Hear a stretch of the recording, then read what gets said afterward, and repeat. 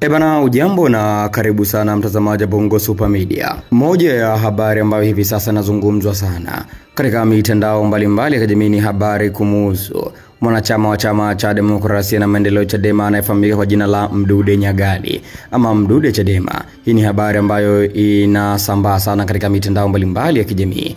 Lakini Mdude ni kwamba haonekani mpaka hivi sasa alipo. Na baadhi ya watu walisema ya kwamba jeshi la polisi ndio lilimchukua, lakini uzuri jeshi la polisi lilitoa taarifa kwamba wao hawakumchukua.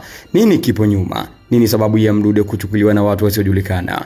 Yote hayo utayafahamu ndani ya video hii.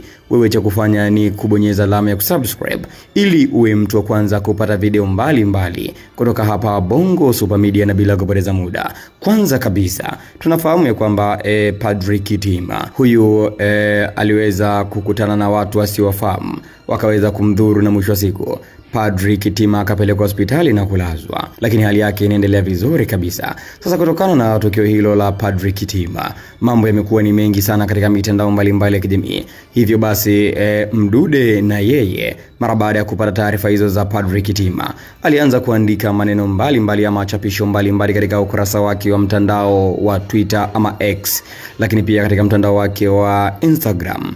Mdude chapisho lake moja kuhusiana na tukio la Padri Kitima aliandika hivi: kama polisi wanapotosha, ni wazi kwamba wamepata taarifa hizo kupitia chanzo kingine na sio kanisa ambalo lilikuwa na watu katika ofisi hizo za TEC. Sasa Murilo na polisi, mtuambie taarifa za Father Kitima kupata kinywaji na kwenda Maliwato mmezitoa wapi? Je, chanzo chenu kilichowapa hizo habari hakiwezi kuwa ndio kimehusika na hili tukio? Kwa nini pia mkutaka kupata taarifa kwa kanisa ambao ndio hanga katika eneo lao na baada yake mkatoa taarifa kwenye chanzo chenu kingine? Nina mashaka kwamba hata mliowakamata inaweza kuwa zuga. That is unprofessional. Mwisho kunukuu hii para ambayo kaiandika hapa Mdude. Mdude aliandika hii mara baada ya tukio la Padri Kitima kwamba anasema polisi wamepotosha, wana taarifa zao tu nyingine. Na hapa Mdude akawa amemwattack Kamanda Mulilo, na pia anasema kwamba hata hao waliokamatwa kuhusiana na issue ya Padri Kitima wanazuga tu polisi, lakini hao waliokamata wanazuga. Sasa hilo ni chapisho moja, lakini Mdude akarejea tena katika chapisho lingine akaandika hivi: jeshi la polisi Tanpol limekaa kishabiki sana. Ukisoma hii press release walioitoa kwa umma, wanadai Father Kitima ameshambuliwa akiwa anapata kinywaji kantini hiyo ya TEC. Kuna vyakula pia, lakini kwa nini wameandika alienda kupata kinywaji na sio chakula? Lengo lao ni nini hapa?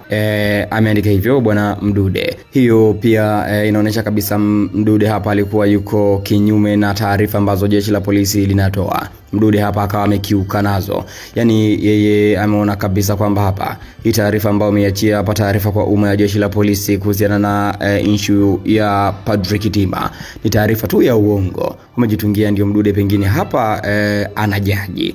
Lakini pia Mdude hakuishi hapo. Mdude pia akaendelea kuposti nyingine hii na siku mbili akaandika hivi: tumefikia hatua hii, Padri Kitima mcha Mungu ambaye muda wote anashinda kanisani kawakosea nini hadi apigwe? Kwa nini tusiamini kwamba Padri Kitima amepigwa kwa sababu za kisiasa? Mene tekeli na peresi, kuna karibia kucha, soon tunaenda kushinda.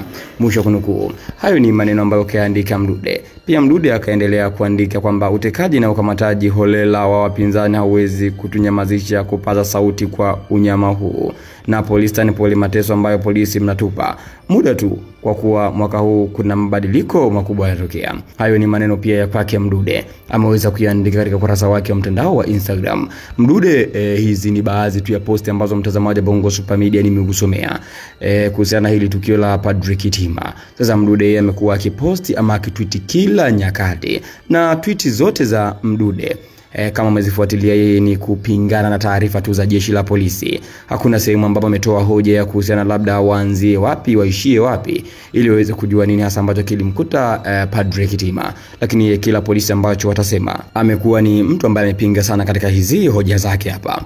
Sasa mtazamaji Bongo Super Media, siku 2 baadaye ama siku 1 na nusu naye Mdude akaingia mbaroni na watu wasiojulikana. Japo mke wa Mdude alisema kwamba watu ambao walikwenda nyumbani kwake walikuwa wamejitambulisha kama ni polisi, na watu ambao walikwenda katika nyumba ya Mdude walivunja mpaka mlango na kuingia ndani. Jeshi la polisi katika mkoa wa Mbeya wao wamekanusha kabisa, hawahusiki kwa chochote kile, kwa sababu wao hawakupeleka watu kwenda kumkamata Mdude. Hivyo Mdude amekamatwa na watu ambao wasiojulikana tu. Sasa jeshi la polisi linafanya jitihada kwa ajili ya kumtafuta Mdude popote alipo. Lakini kwa upande wa mke wa Mdude anasema kwamba wale jamaa walipofika walijitambulisha wao ni maaskari na kisha wakavunja mlango wakaingia ndani. Sasa hapa tujiulize, je, jeshi la polisi linaweza likavunja mlango wa mtu hajafungua waingie ndani wamkamate? Ni kitu ambacho kimsingi kisheria hakiko hivyo. Kwa hivyo ni ngumu jeshi la polisi kuvunja mlango na kuingia ndani. Sasa mtazamaji wa Bongo Super Media, lakini mke wa Mdude aliweza kusimulia hivyo.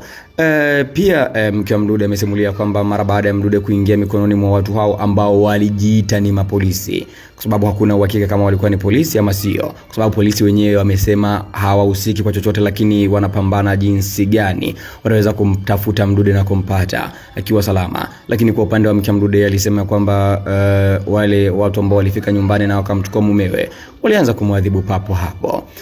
Na amelia sana katika vyombo vya habari. Mke wa Mdude anasema kwamba anamhitaji mume wake. Sasa mtazamaji wa Bongo Super Media, unaweza ukaunganisha doti hapa. Padri Kitima alidhuriwa na watu wasiojulikana kabisa, na baadaye siku mbili Mdude naye amekamatwa na watu wasiojulikana kabisa. Lakini ukiangalia Mdude wakati anaongea ama anatweet katika mitandao yake ya kijamii kuhusiana na Padri Kitima, alikuwa yeye akiwashambulia tu polisi, wala halikuwa hajatoa hoja zaidi kuhusiana na tukio la Padri Kitima lilikuweje. Sasa hapa mtazamaji wa Bongo Super Media, polisi wao wamesema hawahusiki na wanafanya jitihada zote kwa ajili ya kuhakikisha Mdude anarudi salama nyumbani kwake.